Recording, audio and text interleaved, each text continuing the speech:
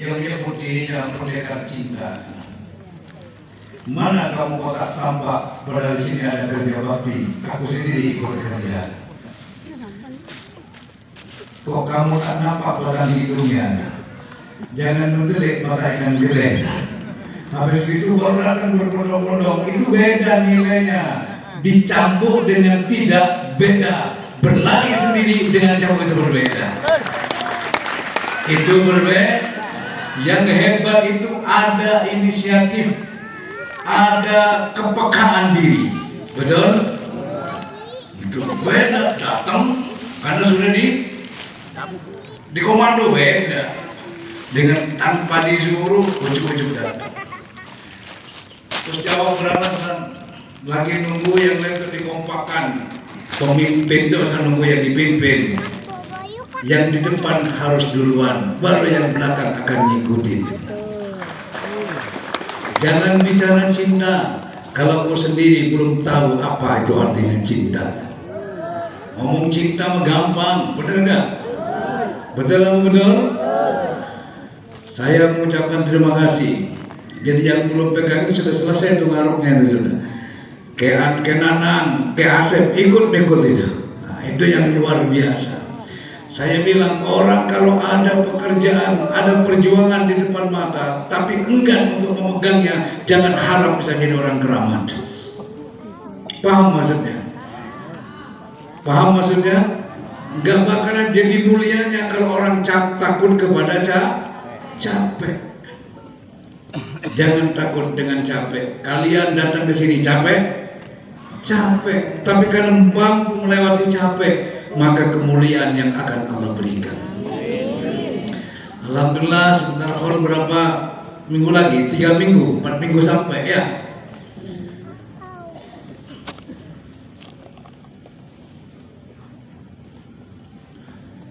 Ya udah segini aja udah ya.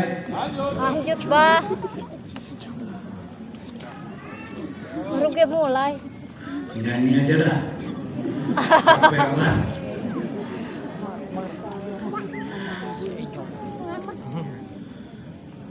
Bicara soal iman, ya, bicara soal keyakinan, bicara soal ibadah, soal istiqomah, itu mudah, betul? Tapi mempraktekkan iman yang sesungguhnya dalam kehidupan tidak semudah yang kita ucapkan. La ilaha illallah. Ya. Tiada Tuhan selain Allah. Asyhadu an la ilaha illallah wa asyhadu anna Muhammadar Rasulullah. Aku bersaksi tiada Tuhan selain Allah dan aku bersaksi Muhammad utusan Allah. Mudah dalam ucapan, tapi tidak semudah dalam kita praktekkan hidup sehari-hari. Ketika kita mengatakan la ilaha illallah, tiada Tuhan selain Allah, gampang berucap. Tapi untuk menyatukan segala sesuatu kepada yang satu itu yang sulit, wahai jamaah. Betul atau betul? Terkadang kita tidak sadar menduakan tuh. Ayo saya mau tanya. Kadang orang kalau sudah kepentok baru larinya kepada kalau masih ada yang diandalkan, itu kadang Tuhan di nomor 2. Percayalah itu dulu buat jamaah, tapi sekarang sudah tidak. Betul, tetap Allah di atas.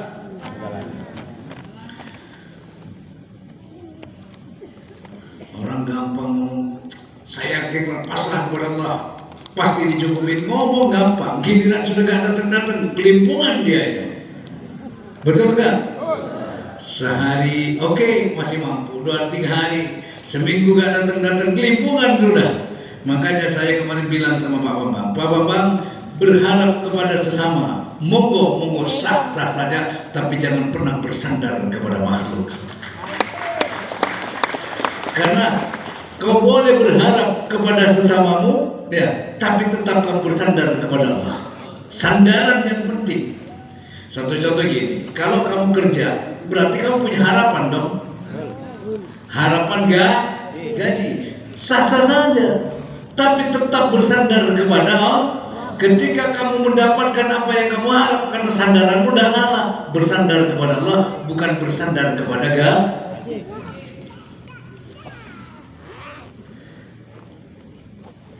Ketika kamu bersandar, satu contoh gini, kamu Ka'bah, berharap doa dari Allah, boleh nggak begitu? Boleh, tapi bersandarnya kemana? Kepada Allah. Nah, itu yang dimaksud, ya. Jadi walaupun kamu berharap, istri berharap kepada suami, tapi hakikatnya tetap kamu berharap kepada Allah karena kamu bersandar kepada Allah. Saya bersandar kepada Allah, bukan bersandar kepada suami. Kalau bersandar kepada suami, begitu ditinggal kabur, hilang sandarannya sudah. Ya. Kalau kamu bersandar kepada pekerjaan kamu, berharap dari kerjaan boleh saja, tapi jangan bersandar kepada pekerjaan. Contoh ini saya kasih yang gampang nih. Lampu ini nyala, betul nggak gitu ya? Lampu itu dinyala karena ada apa? Ada setrum. Yang membuat lampu nyala ini setrumnya apa lampunya? Setrum. Ya, saya mau nanya, bingung nggak? Ini yang nyala lampu ini setrumnya apa lampunya? Itu dua-duanya nggak bisa dipisahkan. Ada boklam, ada setrum. Ada setrum tanpa boklam nggak nyala. Ada boklam tanpa setrum nggak nyala. Inilah antara harapan dengan sandaran. Betul nggak? Berharap lampu itu nyala, tapi bersandar bayar itunya biar nyala listriknya. Benar. Berharap lampu nyala, dari mana bersandarnya? Ke siapa? Ke PLN. Begitu mati lampu, kamu berharap lampu nyala, tapi sandarnya kemana ya? Siapa yang menyalakan lampu itu? Iya sudah, paham sudah. Gampang kan? Iya. Masuk. Ya, kalau masuk akal begini dong. Masuk akal. Berharap kepada gaji boleh. Misalnya, oh ini ada bisnis nih. Misalnya bisnis, oke, sudah dilihat begini-begini. Berharap boleh dong. Kalau nggak punya harapan, nggak semangat. Karena yang memberi harapan itu siapa? Adalah Allah. Begitulah cara Allah memotivasi kita. Diberilah kita harap. Seandainya Allah tidak memberikan harapan kepada kita, nah, ada pun manifestasi dari harapan yang Allah berikan itu berbagai macam wujud dan bentuknya. Ada yang dimanifestasikan lewat pertanian, betul? Ada dimanifestasikan lewat pekerjaan, ada dimanifestasikan lewat bisnisnya, ada yang dimanifestasikan lewat teman, saudara, dan lain-lain. Itulah Allah memanifestasikan harapan yang diberikan kepada kita kepada siapa yang Allah kehendaki. Kalau seorang istri yang memberikan harapan kepada istri terhadap suami siapa? Allah, dimanifestasikanlah kepada suami. Jadi hakikatnya tetap banyak dalam satu. Saya bilang, kenapa kita tidak akan percaya? Ya, kita tidak akan beriman kalau kita tidak tahu bahwa Allah itu adalah Tuhan.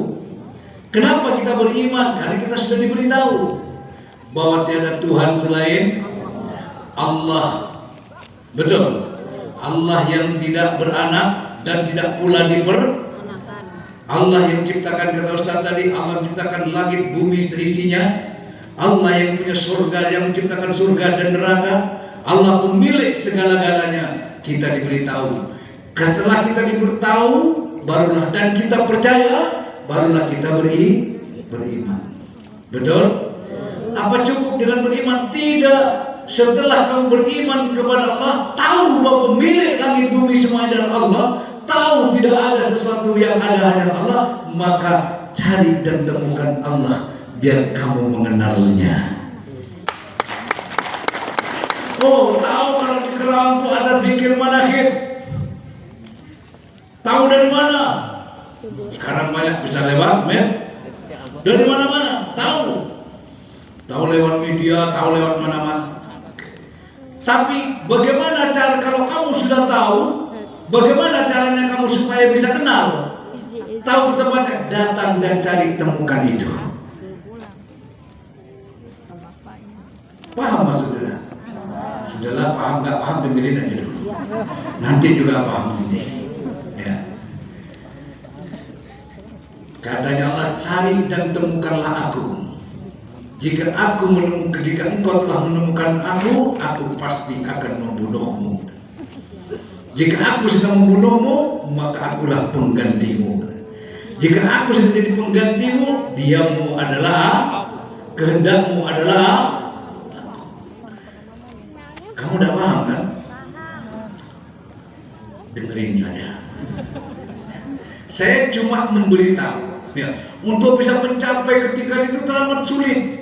Untuk mencapai tingkat ke situ sangat sulit. Tapi tidak perlu kamu kecil hati. Bagaimana caranya bisa seperti itu? Sulit kalau jalan sendiri. Betul? Karena kita nyari jodoh, nyari pasangan sendiri susah. Tapi kalau ada yang kenalin kena gampang. Lebih gampang mana nyari sendiri dengan ada yang kenalin. Begitu juga kita kepada Allah. Untuk mencari, mengenal, untuk mencari sendiri kadang sulit, wahai jamaah. Tapi kalau dan aku beruntung, bersyukur kepada Allah, diberikan hidayah oleh Allah, kita didekatkan, kita disambungkan oleh Allah dengan cinta kepada orang-orang yang sudah mengenal Allah dan dikenal oleh Allah, yang mencintai Allah dan dicintai oleh Allah. Siapa itu? Wali-walinya Allah.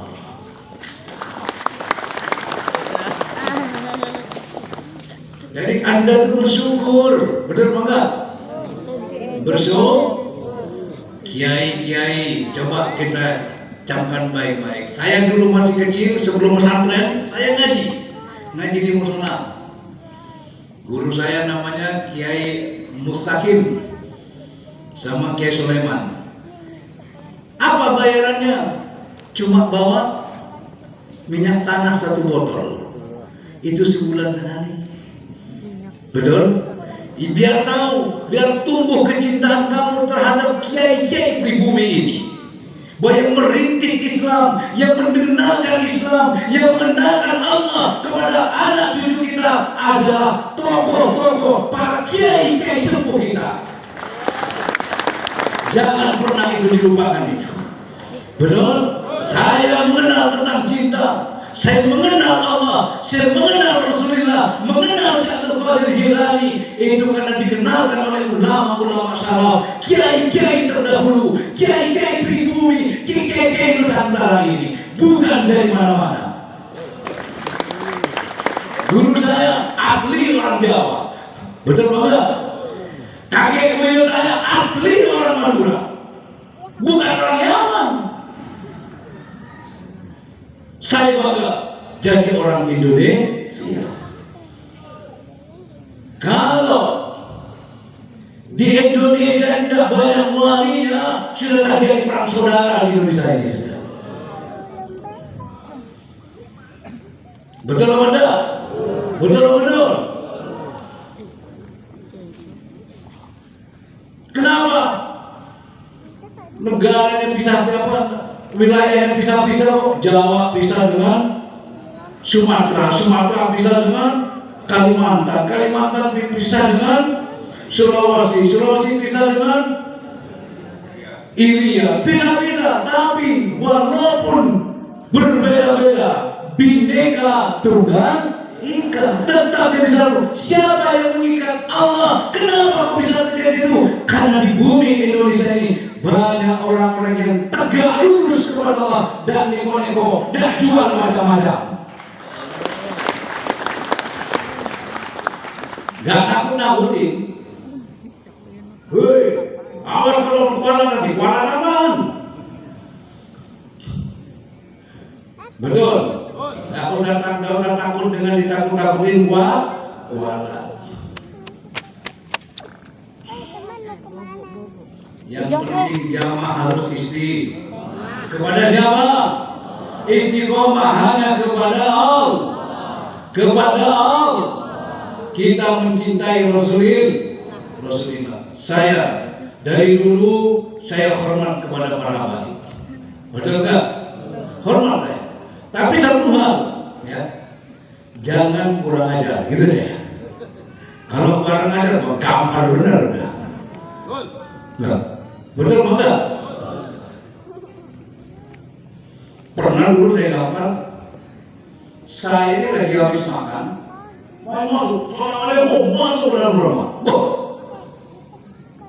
Saya habis ini, karena dia komen masuk ada ini. Jangan mentang kenal komen masuk dalam rumah. Ini bukan kandang ayam sudah. Keluar, segampar itu. Keluar. Jangan pernah mikir lagi di sini lagi. Alhamdulillah, dapat 2 minggu datang lagi. Waktu itu masih banyak. Ada apa ya? Itu Pak, Habib yang kemarin dikabarin mau ketemu apa ya? Ada di mana? Di depan. Kenapa nggak masuk? Enggak, kalau di sini mau ketemu. Nah, itu baru benar. Itu baru benar. Jangan mentang-mentang Habib, jangan mentang-mentang Ustaz seenaknya memandang orang. Barang siapa menghargai orang, maka dia akan dihargai. Barang siapa memuliakan orang, maka dia akan dimuliakan. Jangan minta dimuliakan orang, belajarlah memuliakan orang. Jangan minta dihargai orang, belajarlah menghargai orang. Jangan minta dicintai orang, belajarlah mencintai orang. Jangan minta disanjung orang, dipuji orang, belajarlah kamu menyanjung dan memuji orang. Karena apa yang kalian tanam, itu yang akan kalian petik.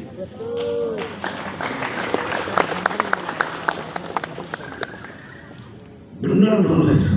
Saya pernah dulu itu. Dulu saya masih ngontrak. Saya cerita ya. Saya masih ngontrak. Masih muda saya masih muda. Usia berapa waktu itu? Ya masih 25 lah saya. Sudah biasa tuh kayak Habib Ye itu, kalau saya bilang Ye itu ya. Datang Ye datang itu. Hidungnya mancung-mancung dulu. Kalau datang Assalamualaikum gitu.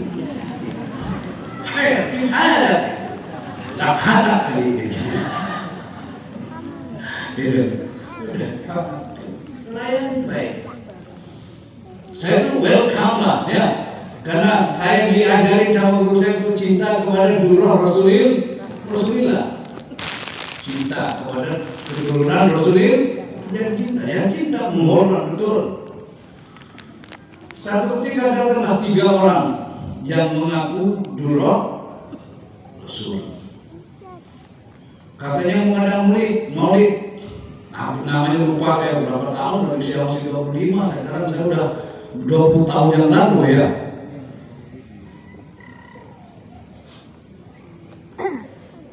Minta mau beli apa? Kambing 300.000, waktu itu masih 300.000 itu dapat kambing itu sudah. Anak mau maulid, minta kambing, harganya 300.000 waktu itu, sekarang kamu dengan 3 juta itu ya. Abang tuh punya uang 30.000 yang buat apa? Buat cadangan bayar kontrakan. Karena abang kontrak, ini ada yang jerit-jerit itu nangis apa? Canda, kalau canda jangan boleh jerit-jerit. Nangis, kalau nangis gak apa-apa, tetein aja sama bapak, kalau mampu tetein aja. Tibra. Bapak nama Tibra. Saya lanjut. Udah. Saya punya uang 30.000. Itu saya bayar kontrakan sudah telat 1 bulan, itu bayar 2 bulan, berarti berapa itu? 30.000, karena sebulannya 15.000. Kok murah bang? Orang gimana mau beli kontrakan apa ini? Nah udah, baik tunggu Beb, saya ambil ya. Mohon maaf Beb, saya cuma ada segini Beb, tidak ada lagi Beb. Wah, marah-marah mau macam-macam. Tidak memuliakan Rasul, kafir. Bukan tidak memuliakan saudara kafir ini. Ya benar memang, benar enggak? Saya mikir, apa hubungannya? Kok saya dikafir-kafir ini? Karena tidak memenuhi kebutuhan yang suruh apa? Bayar apa? Kambing 300. Kafir kalau nggak boleh ini kambing buat maulid Nabi gini loh. Tapi mohon maaf jangan sampai kafir saya tunggu kafir kekurangannya gitu. Maksudnya ke dalam. Saya ada pendungan di dalamnya. Saya keluar saya pendung aja pakai pendungan. Keluar kamu sehat gitu. Orang di kafir saya sudah ngajar ngaji baca sholawat malah gimana di kafir gitu. Saya sudah sholat masih di kafir jangan gara-gara nggak memenuhi di kafir. Pentung sama saya. Enggak ini nggak kuat lagi. Enggak ini nggak kuat lagi. Kenapa demikian? Karena saya cinta kepada Rasulullah. Maka jangan dirusak kecintaan saya dengan mengatasnamakan dulu Nabi, tapi justru menindas dan apa namanya? Menindas saya. Menindas dan memeras. Saya tidak akan terima. Jangan menyebut keturunan Nabi kalau menindas. Betul? Memeras. Betul enggak? Saya cinta, sangat cinta. Ini ada Habib juga yang sering istiqomah datang ke sini. Ada. Dari dulu saya itu senang sama Habib. Maka ketika ada kiai-kiai dihina sama Habib itu ya jangan begitu. Betul enggak? Kita ini harus menjadi persatuan dan kesatuan. Boleh silahkan. Beda suku boleh beda. Beda bangsa boleh beda bangsa. Tapi satu tujuan kita. Bagaimana kita bersama-sama mengajak umat kepada Allah. Bukan untuk bersatu, beribadah kepada Allah, takarrub kepada Allah, bukan untuk berpecah belah. Jangan dikira yang ikut manakib di sini ada Habibnya, betul nggak? Ada Habib Umar, ada namanya Habib Hasan itu. Habib Hasan ini kenal saya mulai saya masih nonton.